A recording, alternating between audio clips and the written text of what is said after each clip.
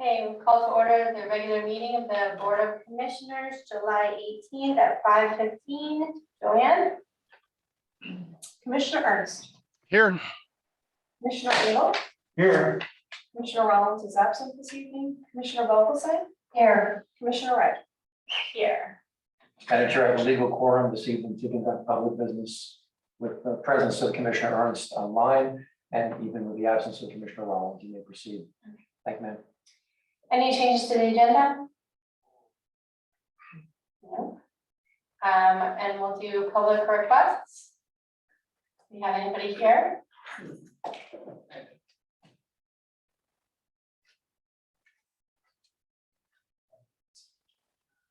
Good afternoon, commissioners. Can you hear me? Okay, I'm Ralph Travieso, 1037 West Royal Palm Road. I just want to take a couple of moments to invite the commission to our annual third pickleball tournament, charity pickleball tournament at Sugar Sand Park.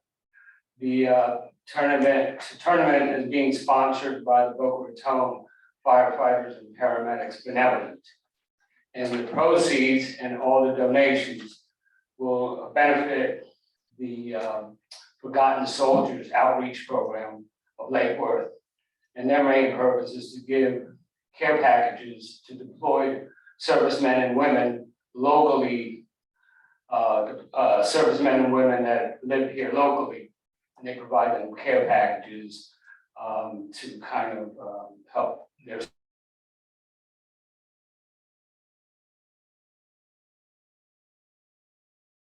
it's on Wednesday and Thursday from 9 o'clock to 2 o'clock. You'll see what all the rage is about in terms of pickleball. I think there's some husbands that are playing here of the commission, the husbands of the commission that are actually playing. So it's a lot of fun. We've got drinks, we've got snacks for the folks there, and we had our first one was in 2018, and then we had another one in 2019, and then of course COVID hit, and we're kind of starting the ball all over again with the absence of our tournament in 20 and 21. So we're looking forward to starting it back up, and we're all excited. And if you come by, you'll see what all the excitement's all about. So thank you very much. Yes, It's in the field house. it's in the field house indoors. Okay. We'll have 6 courts. It's a round robin, so it's a fun tournament. In other words, it's not heavy competition because the computer generates your partner. And so every game you play with a different partner. And it's really a fun kind of atmosphere rather than a competitive, you know, our team's gonna beat your team kind of. So the 3 people at the end of the day that have the highest score, calculated cumulative scores, get a medal. All right. I'm there. Anybody else?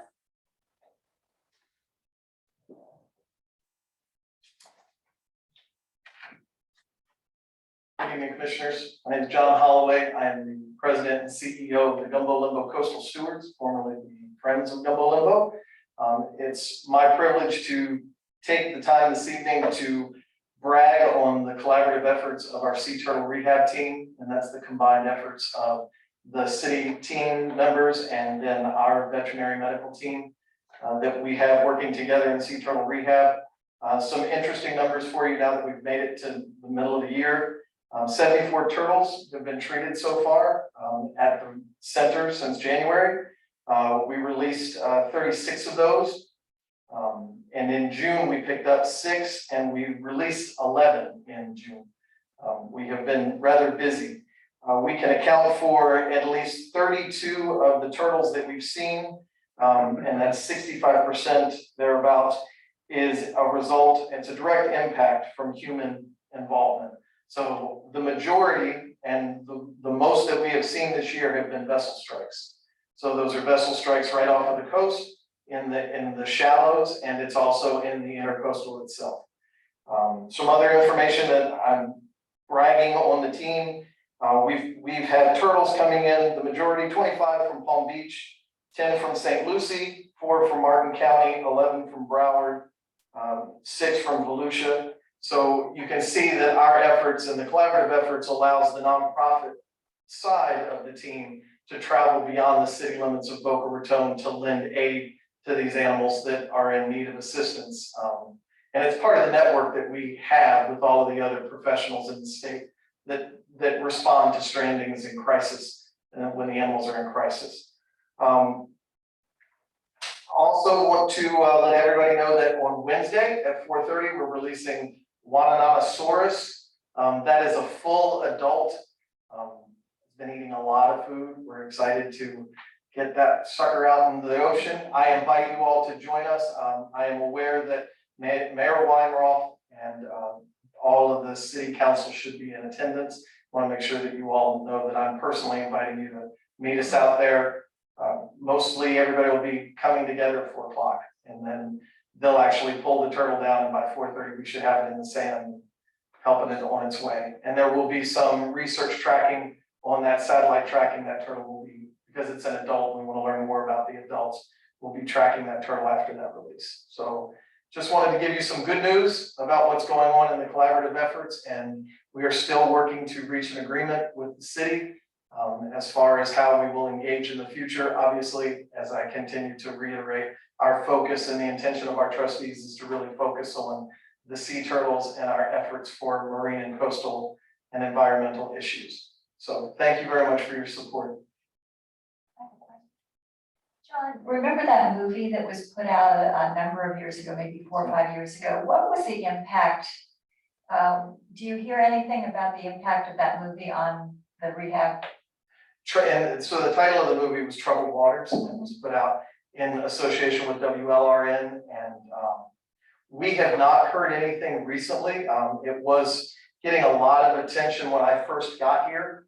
But then the pandemic happened, and I think we lost some of that forward momentum. The exciting thing is we have been asked by the creator of Troubled Waters to help subsidize, and we have been, the trustees for the Coastal Stewards have been voting to provide monies.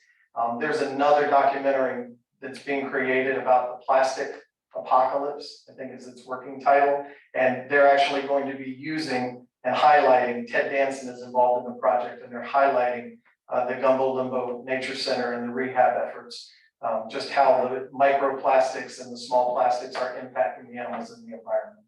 So we've moved on to the next one, and hopefully that'll be out in the next year, and we'll capture some of that passion. That's great, thank you. I just want to say thank you for your continued coming to our meetings and communicating with us, your communication with Brianne and keeping us up to date on what's happening with everything. And keep us up to date on the interlocal agreement with the city as well, so we can stay in the loop on that. Absolutely. You have my word. So thank you. Thank you, ma'am. Okay, anybody else? Anybody online? There's somebody that just came on, but I don't see anybody raising. All right. We'll close public requests and we'll do the approval of minutes of the previous board meeting, July 5th. Joanne? We need to move to approve. Second. Now, Joanne. Commissioner Ernst, Yes. Commissioner Rainbow, Yes. Commissioner Volleson, Yes. Commissioner Wright. Yes. Motion passes 4-0. Okay, on to regular business, the science exploring and traveling exhibits. Yeah. Commissioners, on page 5 of your agenda packets is a letter from Recreation Services from Tiffany Lucia, who is now the acting deputy director, looking for approval tonight for this exhibit at $28,000. This exhibit would go into the Exploring in January 2023. In the fall, we have Mind Bender Mansion going in, and so this will take up the space after that one is moved out. Question to approve. Oh, sorry, Steve. Go ahead. Move to approve. Second. Okay, any discussion? Jonah? Commissioner Ernst, Yes. Commissioner Engel, Yes. Commissioner Vogelsang, Yes. Commissioner Ray. Yes. Motion approved 4-0. Okay, number 2, the proposed tentative millage rate discussion. Brianne? Commissioners, on page 18 of your agenda packets, some information about the millage rate, different various scenarios of our millage rate, where we are now, what the rollback rate would be, what increases would generate and what decreases would generate. Tonight, we just need to set a tentative millage rate, and I just want to remind everybody that tonight, when you set a tentative rate, you can always go down from that rate, you cannot increase from that rate. So as we start this discussion, it's just important to say we're not adopting the millage rate tonight, we're not setting anything in stone, but you are setting a limit of where your millage rate can be. And Sam, if you want to weigh in on that and clarify anything, I think I And Madam Chair, just quickly, under the statute, under the guiding principles of state law, under chapter 218, the end result is that this is simply a tentative millage. It'll be on trim notification, but the law doesn't suggest that you're unable to go beyond that millage if you conduct your public hearing and discuss it further. It can be reduced, but it cannot be legally increased. There's a very small exception for increasing it, but it's not one which is fraught. It's fraught with a lot of cost and expense and aggravation.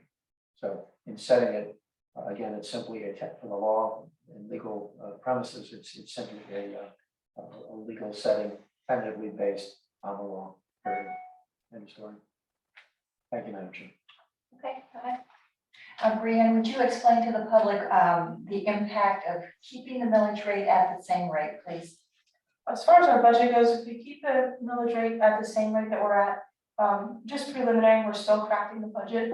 But as it stands, we have a lot of outstanding projects, both on the city side and also on our facilities. So by keeping the same rate, we will be able to maintain our facilities and continue to keep them up to the standards that they're at, while also making the improvements that are necessary and improvements that we planned on during this year and previous years. So keeping the current rate gives us the ability to do that.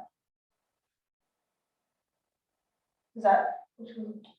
Yes, thank you. I'd just like to weigh in, with the current environment, economic environment that we have, I think we're going to see a lot more families utilizing our parks because they're not going to be able to do things that are really not so cost effective as taking your child to a park, to a playground or whatever.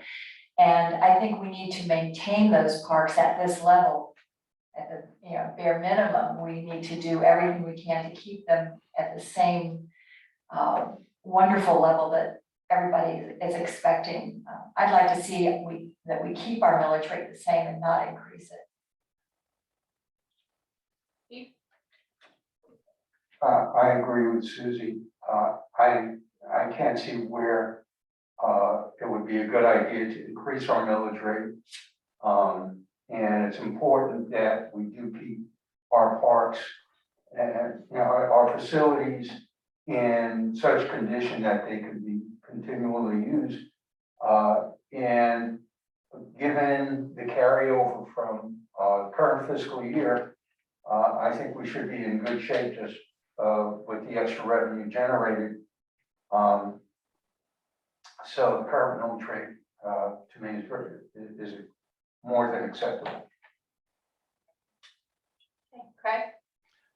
Yes, I concur with Susie and Steve completely. And I hope that we're going to have a rate set that the same as what we have, but for purposes of this meeting, as Sam pointed out, we cannot set a rate higher than whatever we propose here. So this historically, the July meeting is a little bit of a formality that you pick a rate that's high and then you go down from there. Unless we're really, really comfortable that we're going to set at 105. I would like to recommend that we just, for today's meeting, I recommend the rate of 110. Not that I'm thinking that we're going to land there, but allow the flexibility for two things. And that is that Commissioner Rollins is not here. And I'd like to at least give him an opportunity. And I'm like all of us, I think he's very cost conscious. So he will support the idea of a lower rate, but have that flexibility that when we do set the rate in September, we have, if we have to, we can't go up, but we can at least stay where we're at or go down. And the second thought would be, is the reason I'd say 110 is I think we're coming closer to some level of understanding on the Boca Chica situation and the development of the park out there, just to keep ourselves, flexible on that front. But I am optimistic our final rate will be determined in September at a lower number, but for now, just recommend a rate of 110. Okay, I kind of agree with you on that. I'm just afraid of, the public thinking that we are gonna raise rates. I have no interest in raising the rate. But like you said, we can't go higher if we set the rate at 1.05 at this point. I have no interest in doing that, but if we do the tentative at 1.1 or even 1.08, then we have the ability to come down, and you're right, Bob is not here and to give his opinion on this. But on the flip side, as my discussions with Brianne, if we set it at 1.05, she said we have plenty of cushion there as well. But then again, with the projects that we have, I'm really worried about overages and the supply chain still. So I'm worried about overages as well.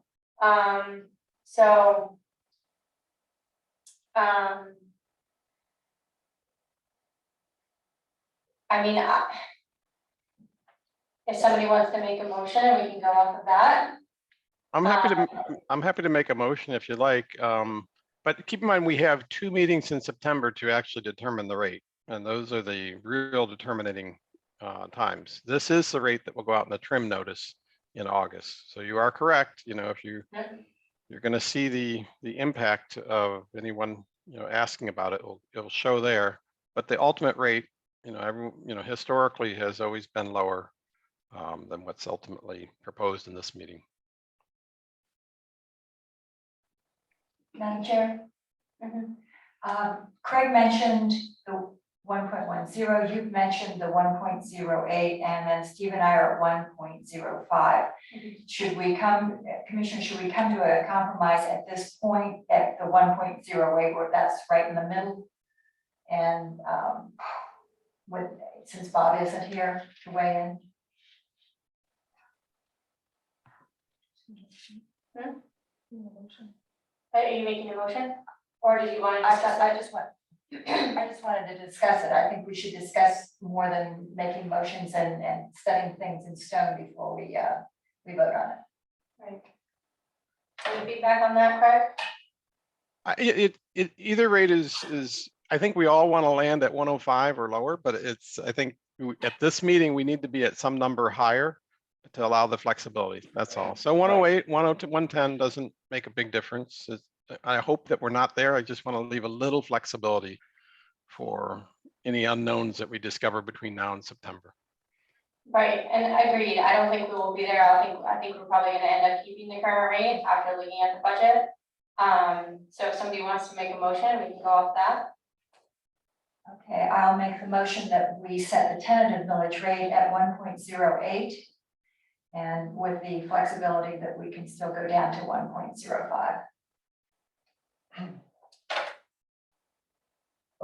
I'll second it. Okay, any discussion? Yes. Yeah, I just want to reconfirm with council that we're legally mandated to set a tentative rate before July 31st. May I respond, Madam Chair?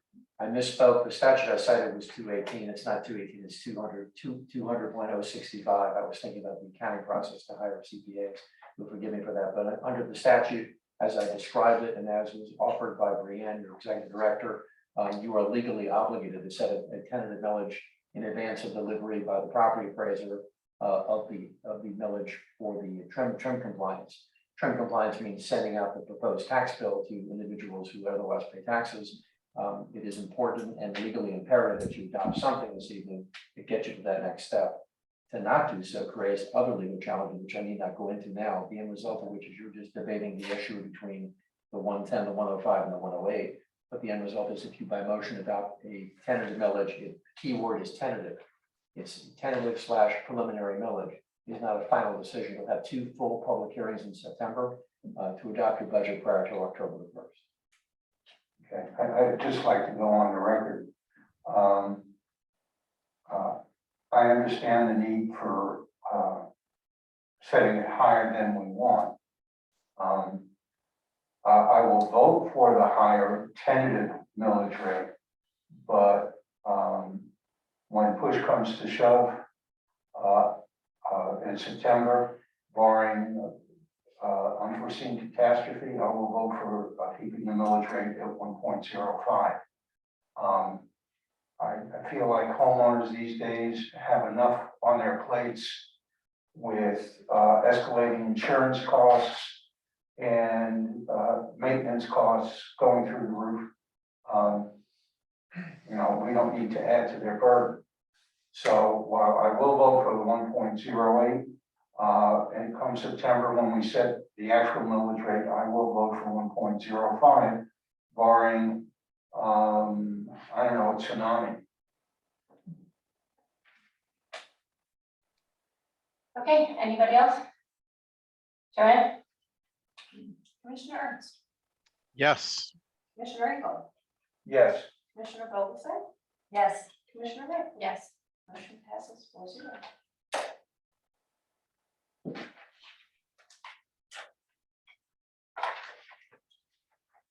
Okay, approval of payroll and invoices. Commissioner Ernst. Sure, Madam Chair, I'd like to make a recommendation for approval of payroll and invoices in the amount of $1,786,389.54. Second. Discussion, Joanne? Commissioner Ernst, Yes. Commissioner Engel, Yes. Commissioner Vogelsang, Yes. Commissioner Ray. Yes. Motion passes 4-0. Okay, reports and discussion items. Commissioners, the carousel repairs are finally complete. So there's an engineering inspection scheduled for Wednesday, and then after that, the state inspection can be scheduled. So we're still on track to get it opened up by the end of this month, barring any setbacks from those inspections. As you guys know, we've had the YMCA using our Patrick Park Community Center this summer to host their summer camp. It's been a really successful program. I'm going to be meeting with Brian Hunt this Wednesday to talk about future use this year, since they have a year-long contract with us, and we'll come back to the next meeting with some updates on that and possibly an amendment to their agreement for programs during the regular year there at Patrick. Ocean Strand, an update. I know Commissioner Ernst brought this up at our last meeting. We have an appearance. We're on the schedule tomorrow for the Community Appearance Board.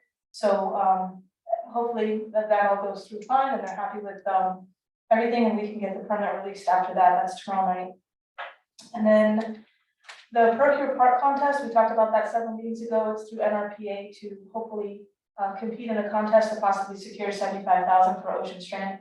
That starts in August, so I'll have some information coming out to you guys as far as what you can post on your social media, or what I would hope that you will be willing to post or share on your social media channels. And then for anybody listening or watching us today, if you'll follow us on Facebook and Twitter and Instagram, we're going to be posting about the Procure Park contest, and we need to get everybody's votes going in August through September for that. And then future agenda items is the YMCA programming. The insurance RFP is due back this Friday, so we'll hopefully have I'll have to meet with Commissioner Rollins and we'll go through those and hopefully have a recommendation at the next meeting, and then a budget discussion as far as the city budget books. And Commissioner Ernst, you'll get your book this week since you just got back in town. And that's all I have. Sometimes when you're the general counsel for a august body such as this, and I have no report to offer, I will not offer a report. So having said that, in the context of time and effort, thank you for listening, and I can answer any questions. And we do have some memos we can pass your way regarding some legislation this past session, but there's nothing that's adverse or detrimental to the district that specifically requires our attention. There are some other things that might be of concern regarding some ordinances in Palm Beach County, but I'll defer that to Commissioner Vogelsang as appropriate, or any member of the board, having seen the recent news clip. Fran, I have one more thing.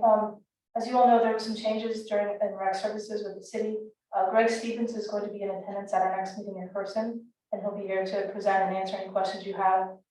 We're excited to work with him and Recreation Services staff on the future and getting the community needs met in our department. So he'll be here at the next meeting. I wanted to share that with you all. That's great. That's it. Okay, Susie?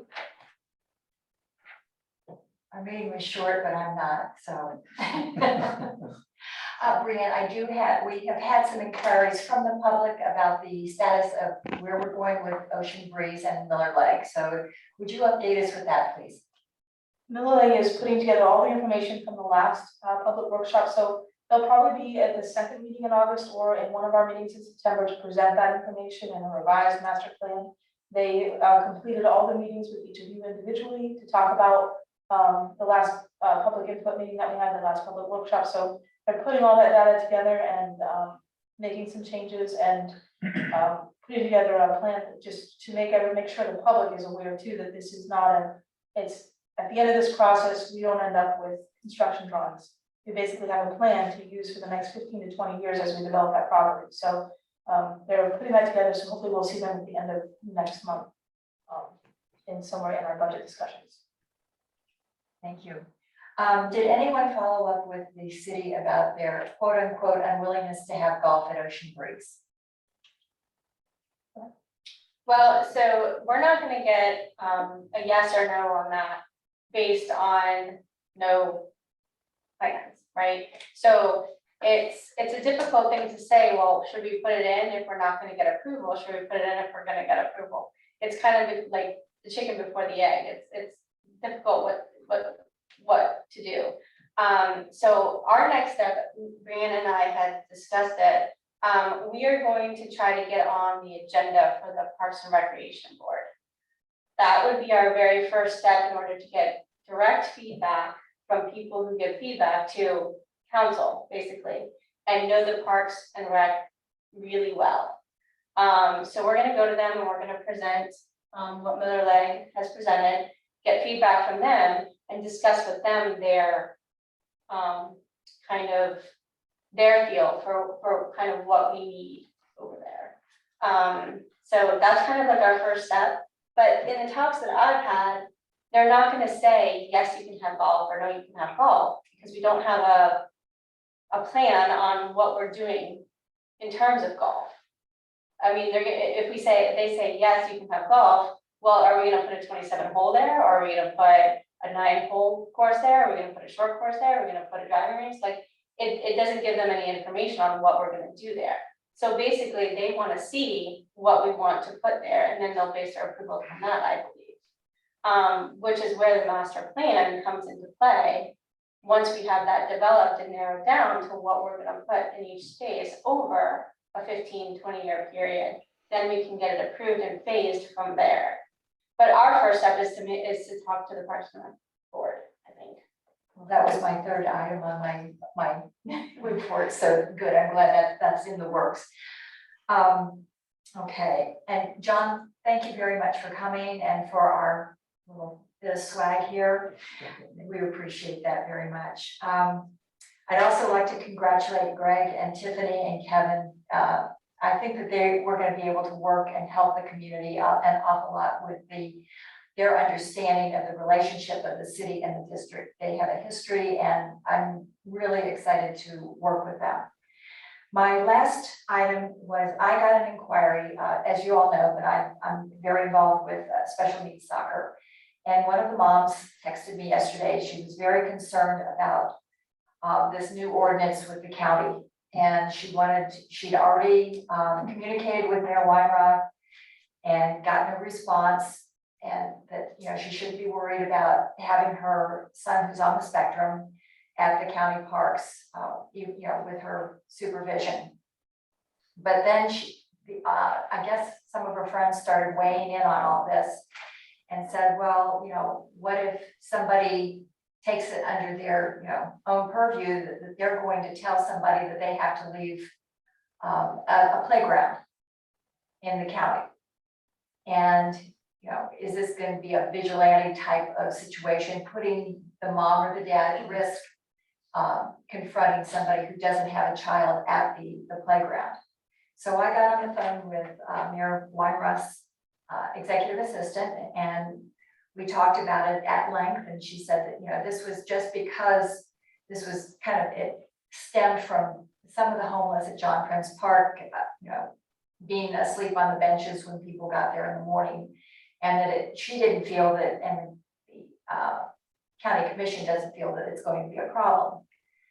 So fast forward to, this afternoon, and we see that there's a CBS news item on TV with Sugar Sand Park and our names and our logo on the news item, and referring this, that we're involved with this county ordinance. Well, we are a city, we're in the city parks. We're not in the county, and so there goes the confusion of are rangers going to have to move parents away from, or individuals away from the park if they're not with a child under the age of 18 or what have you. So I think we need to help the public understand that either we need an ordinance similar to what the county has, or there has to be some explanation. So Brianne, you have some ideas on this, I know. Well, I don't have ideas necessarily. I did speak to Greg about this earlier today. He is going to meet the city admin tomorrow to talk about it. He saw the news article about Sugar Sand. They're gonna see if they need to put anything out as far as communications to the public goes, so that they understand that this isn't applying to the parks within the cities. And what to do if they feel like there is something at the park that needs to be reported, how to follow those procedures. So he's gonna get back to me tomorrow on all that. And I did contact the news outlet to ask them to post a correction that Sugar Sand Park is within the city of Boca and not a county park. I have not heard back from them on that. Well, my question is, the ordinance, I didn't read it yet, but does it specifically, does it have what the process is to the employees on what the process is to, like if somebody calls and says there's an adult in the playground and they don't have a child with them? What, Call BBSO is the response. who calls PBSO? Whoever is feeling that an inappropriate person is there. So basically they call 911? I'm just worried, I'm just wondering if they had spelled that out in the ordinance on I what don't know. the process is. in It has terms of not been adopted yet, so Okay. they still have time to make Work some these things out. corrections. And is there like a distance? I mean, because some of these county parks are very large parks, but the playground area, playgrounds. so it's just the immediate playground The area, playgrounds, yeah. basically. But as Brianne brought up earlier, what if Melissa's out doing a count of how many people are on the Sugar Sand playground? And somebody says, well, she doesn't have a child there, it's. Well, I mean, that's something, Melissa is well aware, she wears her uniform, she has her documentation that she is a commissioner for the Beach and Park District. As being a parent with young kids not that long ago, we still go to parks.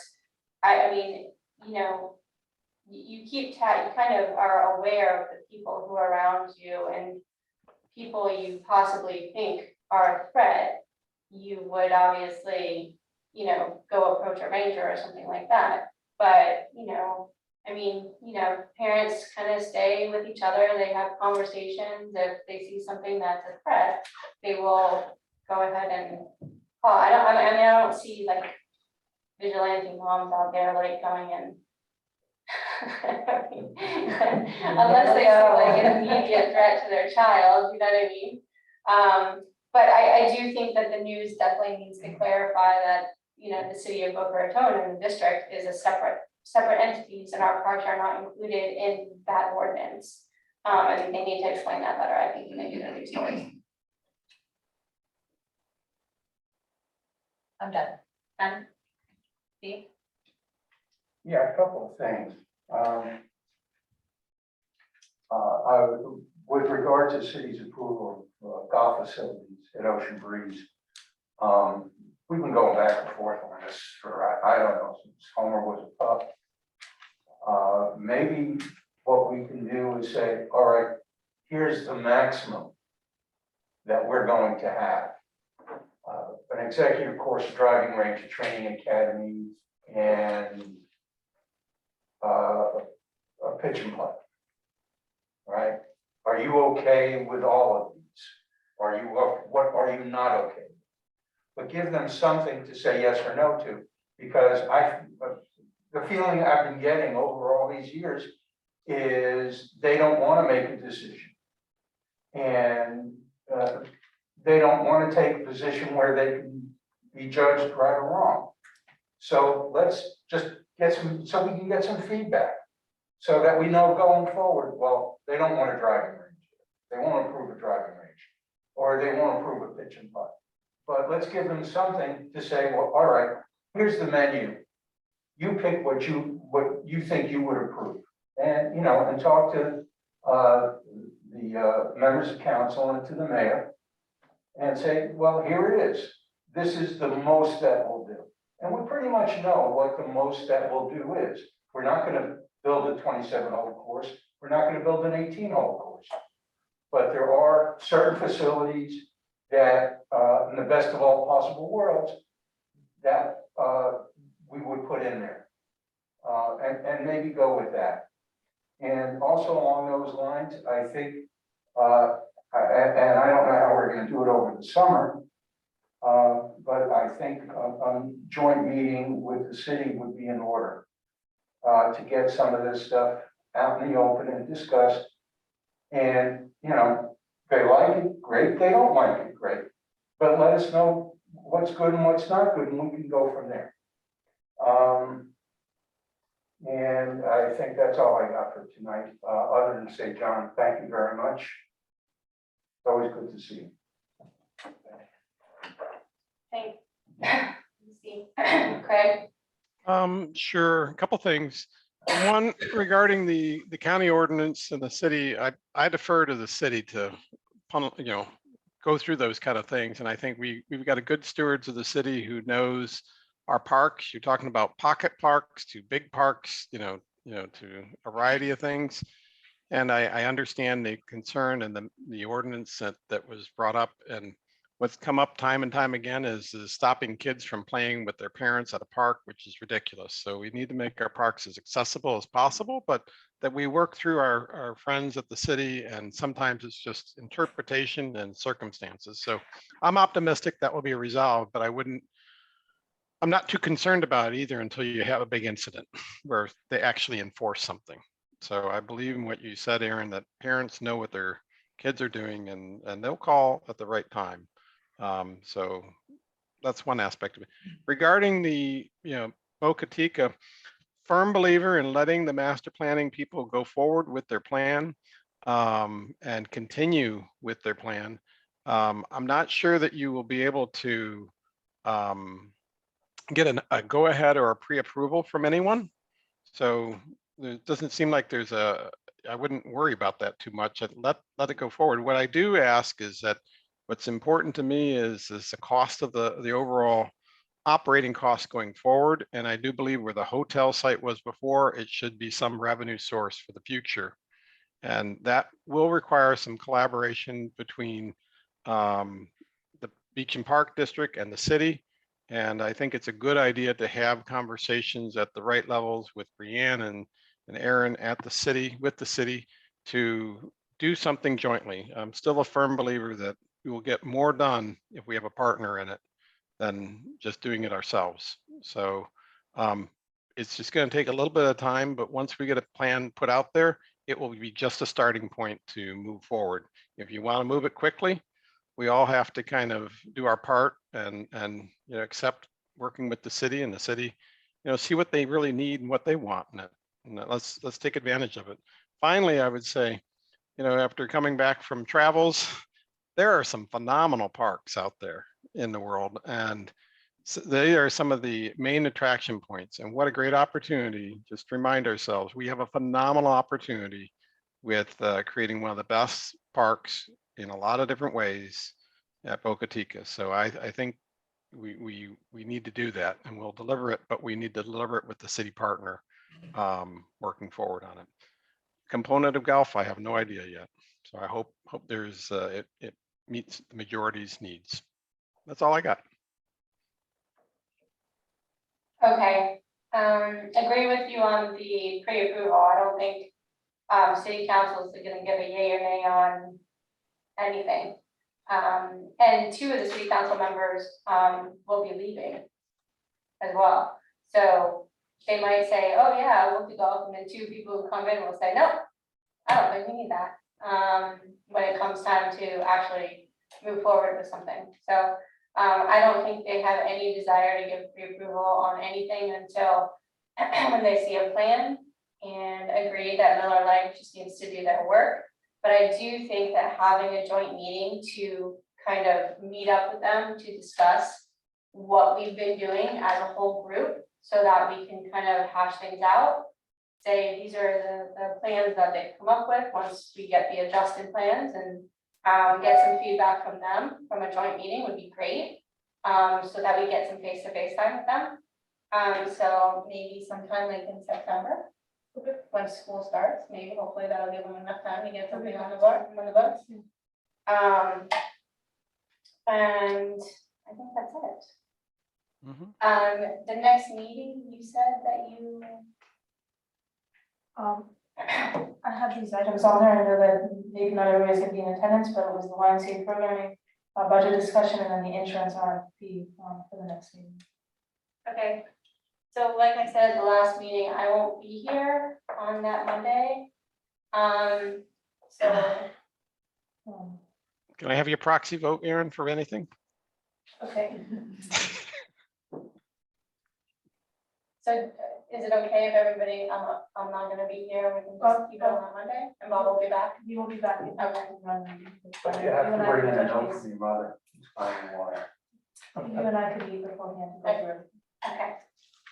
I'll try to call in if I can, but I might be on the road, so, might not be able to call in. In the middle of nowhere, it's fine. Okay, so I think that's it,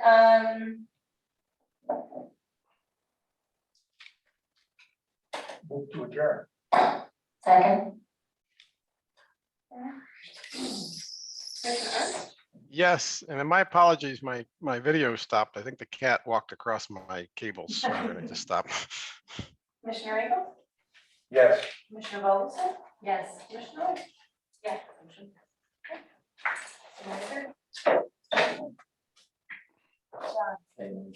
Well done. Did you say the parking space I will. Wednesday?